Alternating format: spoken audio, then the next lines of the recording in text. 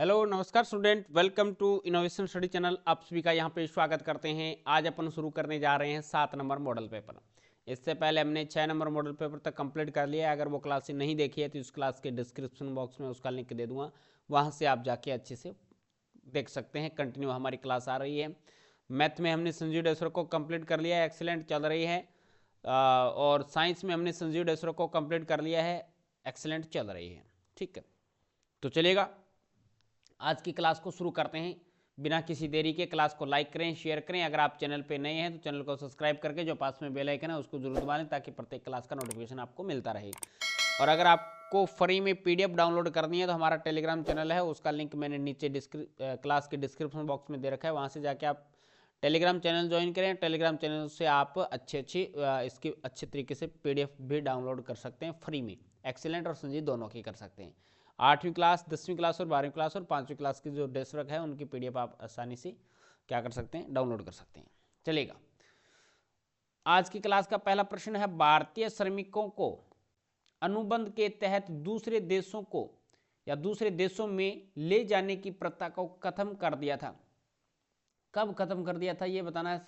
तो ये खत्म कर दिया था सन 1921 में। Is that clear? नेक्स्ट है, पूना पैक्ट किन दो नेताओं के मध्य हुआ था? तो पूना पैक्ट गांधी जी और भीमराव अंबेडकर के मध्य हुआ था। ऑप्शन नंबर डी राइट हो जाएगा। नेक्स्ट है, 1840 के दशक तक ब्रिटेन के सबसे फलते फूलते उद्योग कौन से थे? तो सूती वस्त्र उद्योग और कपास उद्योग थे। ऑप्शन नंबर ए राइट हो जाएगा।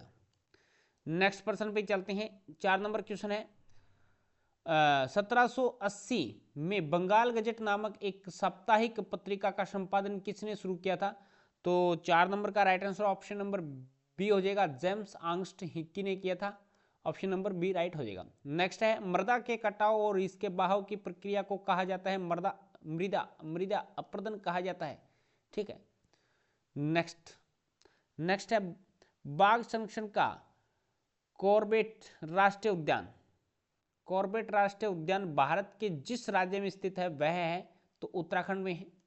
नेक्स्ट है, कार्बनिक रसायन उद्योग में जो पदार्थ प्रयुक्त होता है वह है पेट्रो रसायन। क्या है? पेट्रो रसायन। ऑप्शन नंबर सी राइट हो जाएगा। नेक्स्ट क्वेश्चन पे चलते हैं। नेक्स्ट है, राष्ट्र का आर्थिक बैरोमीटर कहा जाता है?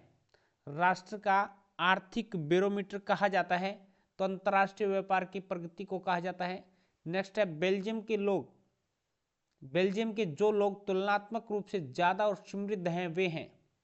देखते हैं, तो इसमें हो जाएगा ऑप्शन नंबर सी, फ्रेंच भाषाई, फ्रेंच भाषी कह सकते हैं एक तरीके से। 9वें का ऑप्शन नंबर सी राइट हो जाएगा।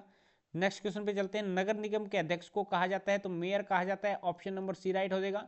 सामाजिक विभाजन अधिकांशतः आधारित होता है, सामाजिक विभाजन अधिकांशतः होता है तो किस पे होता है बताइए? 11 नंबर का right answer option number D हो जाएगा, जन्म पर होता है। भारत में निम्न में से कौन सा राष्ट्रीय दल नहीं है? भाजपा तो है, बीजेपी फिलहाल है, इंडियन नेशनल कांग्रेस भी है, बहुजन समाज पार्टी भी है, द्रविड़ मुनेत्र कड़गम ये नहीं है। ठीक है, ऑप्शन नंबर डी राइट हो जाएगा इसका। नेक्स्ट है 8 नंबर, निम्न में से कौन सी असंगठित क्षेत्र की विशेषता नहीं है? कौन सा? ये 13 नंबर है ना। 13 नंबर का ऑप्शन नंबर डी राइट हो जाएगा। निम्न में से कौन सी असंगठित क्षेत्र की विशेषता नहीं है? यानी इसकी छोटी छोटी बिखरी इकाइयां हैं, ये है। इसकी इकाइयां अधिकांशतः सरकारी नियंत्रण से बाहर होती है, ये भी है। और ये कम वेतन वाले अनियमित रोजगार हैं, ये भी सही है। लेकिन इसमें सवैतनिक छुट्टी व अवकाश के काल में भुगतान का लाभ मिलता है। ऑप्शन नंबर डी राइट हो जाएगा इसका। स्वयं सहायता समूह का संबंध है। 14 नंबर का ऑप्शन नंबर ए राइट हो जाएगा। ग्रामीण लोगों का समूह, ग्रामीण लोगों का समूह जो ऋण के क्षेत्र में मिलकर काम करते हैं। नेक्स्ट है, कारगिल फूड्स किस देश की बहुराष्ट्रीय कंपनी है? तो कारगिल फूड्स है वो अमेरिका की है। ऑप्शन नंबर डी राइट हो जाएगा। अब आ जाते हैं फिल इन द ब्लैंक, रिक्त स्थान की पूर्ति करो।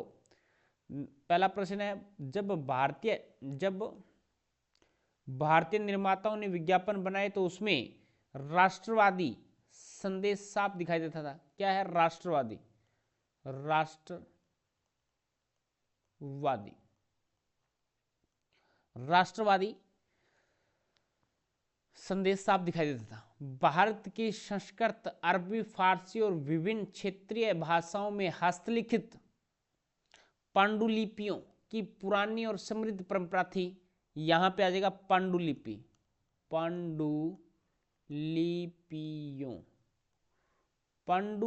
की पुरानी और समृद्ध परंपरा थी। नेक्स्ट है केरल में शिशु मृत्यु दर कम है क्योंकि यहाँ स्वास्थ्य और शिक्षा, क्या आएगा, शिक्षा की मौलिक सुविधाएं पर्याप्त मात्रा में उपलब्ध हैं।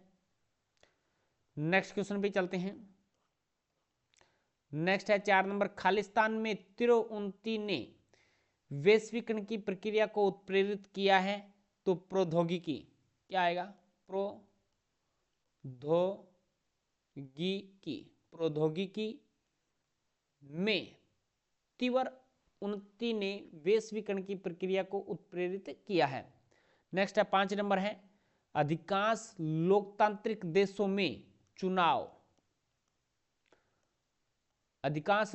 देशों में चुनाव राजनीतिक दलों द्वारा खड़े किए गए उम्मीदवारों के बीच लड़ा जाता है।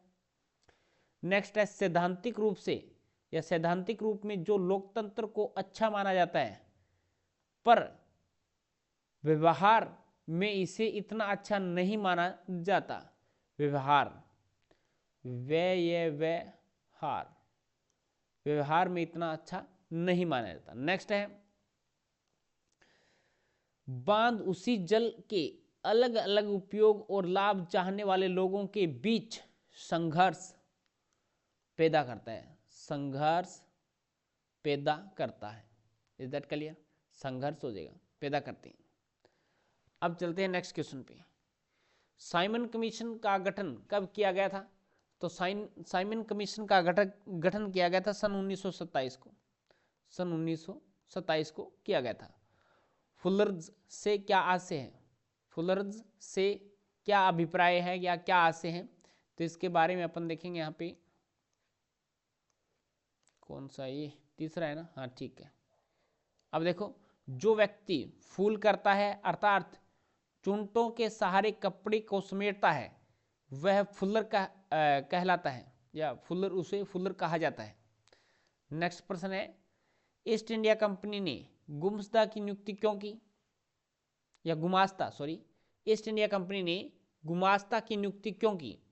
तो यहाँ पे आ जाएगा, ईस्ट इंडिया कंपनी ने भारतीय बुनकरों पर निगरानी रखने, माल इकट्ठा करने तथा कपड़ों की गुणवत्ता के जांच के लिए वेतनभोगी कर्मचारी नियुक्त कर दिए जिन्हें गुमास्ता कहा जाता था।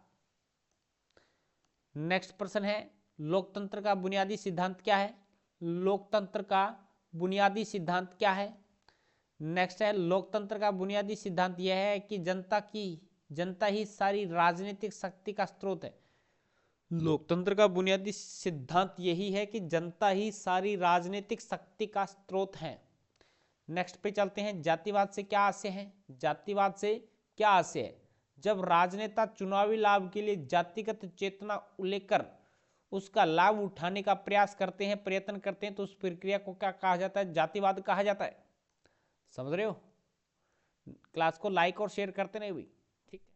नेक्स्ट प्रश्न पे चलते हैं, एक दलीय व्यवस्था से आप क्या समझते हैं, आपका क्या अभिप्राय है एक दलीय व्यवस्था से? तो देखिएगा, जब किसी देश में केवल एक ही दल को सरकार बनाने की अनुमति होती है तो उसे एक दलीय व्यवस्था कहा जाता है। नेक्स्ट प्रश्न पे चलते हैं। नेक्स्ट, स्वामित्व के आधार पर क्षेत्रकों को कितने भागों में विभाजित किया गया है? तो नेक्स्ट हो जाएगा, स्वामित्व के आधार पर क्षेत्रकों को 2 भागों में बांटा गया है, एक तो सार्वजनिक क्षेत्रक, एक निजी क्षेत्रक। नेक्स्ट है, उदारीकरण का क्या अभिप्राय है? इसका उत्तर हो जाएगा, सरकार द्वारा व्यापार एवं निवेश पर से अवरोधों अथवा प्रतिबंधों को हटाने की प्रक्रिया को उदारीकरण कहा जाता है। नेक्स्ट है, वनों की कटाई के 2 अप्रत्यक्ष परिणाम बताने आपको क्या रिजल्ट हैं? तो वनों के विनाश से देश में सूखे की प्रवृत्ति में वृद्धि हो गई, वनों के विनाश से अनेक क्षेत्रों में बाढ़ की समस्याएं गंभीर हो गई। समझ रहे हो? तापीय प्रदूषण क्या है? जब कारखानों तथा ताप घरों से गर्म जल को बिना ठंडा किए ही नदियों तथा तालाबों में छोड़ दिया जाता है जो जल में तापीय प्रदूषण होता है। नेक्स्ट क्वेश्चन पे चलते हैं। खंड सेक्शन बी आ जाता है। सेक्शन बी का पहला प्रश्न है, गांधी जी ने ब्रिटिश सरकार के प्रति असहयोग की नीति क्यों अपनाई? ब्रिटिश सरकार के प्रति असहयोग की नीति क्यों अपनाई थी, क्या दिक्कत आ गई थी बताओ? तो ये हो जाएगा आपके पास में चौथे क्वेश्चन। गांधी जी का विचार था कि भारत में ब्रिटिश शासन भारतीयों के सहयोग के कारण चल पा रहा है। यदि भारतीय अपना या भारतवासी अपना सहयोग वापस ले लें तो साल भर के अंदर ब्रिटिश शासन समाप्त हो जाएगा और स्वराज की स्थापना हो जाएगी। इसी कारण गांधी जी ने ब्रिटिश सरकार के विरुद्ध असहयोग की नीति अपनाई थी। नेक्स्ट प्रश्न है, 19वीं सदी के छापेखाने की तकनीक में हुए कोई दो सुधारों का वर्णन कीजिए। तो 19वीं सदी के मध्य तक न्यूयॉर्क के रिचर्ड एम होन ने शक्ति चालित बेलनाकार प्रेस को उपयोगी बना लिया था। 19वीं सदी के अंत तक ऑफसेट प्रेस आ गया था जिसमें से एक साथ 6 रंग की छपाई की जा सकती थी। ठीक है, नेक्स्ट क्वेश्चन पे चलते हैं। 6 नंबर क्वेश्चन 6 नंबर क्वेश्चन में है, श्रीलंका में तमिलों की जो प्रमुख मांगे थी वो क्या थी बताओ? श्रीलंका में तमिल कहते थे कि यहाँ से देखो, तमिल को जो राजभाषा का दर्जा दिया जाए, तमिल को भी राजभाषा का दर्जा दिया जाए। शिक्षा तथा सरकारी नौकरियों में तमिलों को भी समान अवसर दिए जाए। बाकी भाषा में दिए जा रहे हैं तो उसी प्रकार से थोड़ा सा इनको भी समान अवसर दिए जाए, योग्यता हो इनकी कुछ न कुछ। नेक्स्ट क्वेश्चन पे चलते हैं। सांप्रदायिक राजनीति का क्या अर्थ है बताइए? सांप्रदायिक राजनीति का अर्थ है राजनीति में धर्म का इस तरह प्रयोग कि एक दूसरे धर्म से श्रेष्ठ हैं। उनके अनेक रूप हैं, यथा जब धर्म को राष्ट्र का आधार मान लिया जाता है, जब राज्य अपनी सत्ता का प्रयोग किसी एक धर्म के पक्ष में करने लगे। नेक्स्ट है, राजनीतिक दल की वंशवाद की चुनौती से क्या आशय है? राजनीतिक दल की वंशवाद की चुनौती से क्या आशय है? 8 नंबर क्वेश्चन है। वंशवाद की चुनौती से यह आशय है कि अनेक दलों में शीर्ष पद पर हमेशा एक ही परिवार के लोग आते हैं। यह दल के अन्य सदस्यों के साथ अन्याय है। इससे अनुभवहीन और बिना जनाधार वाले लोग ताकत वाले पदों पर पहुंच जाते हैं। यह प्रवृत्ति लगभग पूरे विश्व के राजनीतिक दलों में विद्यमान है। नेक्स्ट क्वेश्चन पे चलते हैं।